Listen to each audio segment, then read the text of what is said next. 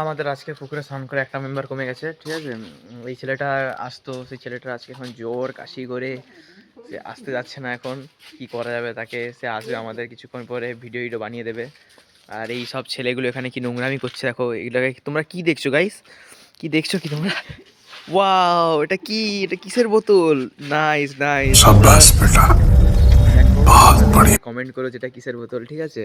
তুমি কি খেতে চাও ওইটা? তুমি কি খাবে? তুমি খাবে?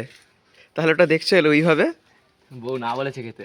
আচ্ছা বউ, আসলে এর বউ না বলেছে খেতে, ঠিক আছে। তোমরা দেখো, আমরা এখন দীঘাতে চলে এসেছি, তোমাদের বলতেই ভুলে গেছি, আমরা দীঘাতে চলে এসেছি। দীঘাতে স্নানটা তো করতে হবে নাকি আমাদেরকে, দেখুন আমরা কি করি, সব কিছু তোমাদের সঙ্গে শেয়ার করব।